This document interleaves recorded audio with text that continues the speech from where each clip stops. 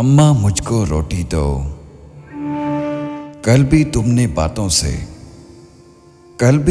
باتوں سے اندیکھی سوغاتوں سے میرا جی بہلایا تھا، مجھے خالی پیٹ سلایا تھا، لیکن اب نہ سہ پاؤں گا، آج نہ بھوکا رہ پاؤں گا۔ اچھا میرا لال ذرا باہر کھیل کے آ جاؤ، میں چولہے کی آتش پر کسی گمنام وسیلے کا کوئی حوالہ رکھتی ہوں، تیرے بھوکے ہونٹوں پر ایک تر نوالہ رکھتی ہوں۔ ماں نے برستی آنکھوں سے دروازے کے ہلتے پٹ میں زیست کا چاند دھندلایا دیکھا، مننے کا جاتا سایہ دیکھا۔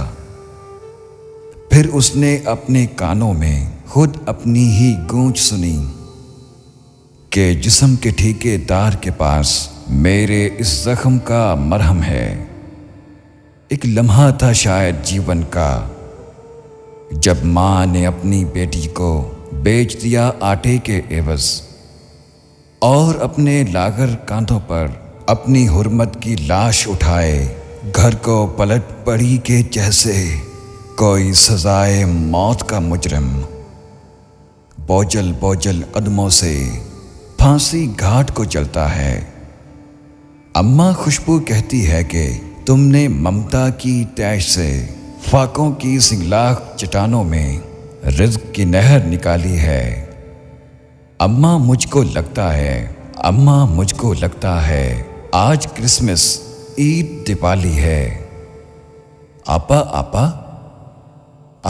آپا تم بھی کھانا کھا لو، دیکھو ماں کے ہاتھوں کی مہک روٹی میں شامل ہے، اس پر تم نے 2 دن سے پانی کا دھوکہ کھایا ہے، خود کو بھوک میں تڑپایا ہے۔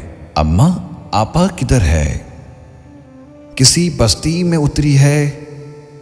کیسے تمہیں سمجھاؤں بیٹا، کیسے تجھے دکھاؤں بیٹا، اب یہ داغ نمایاں ہے میرے اس دامن میلے پر، تیری آپا بک گئی ہے ایک آٹے کے تھیلے پر، ایک آٹے کے تھیلے پر۔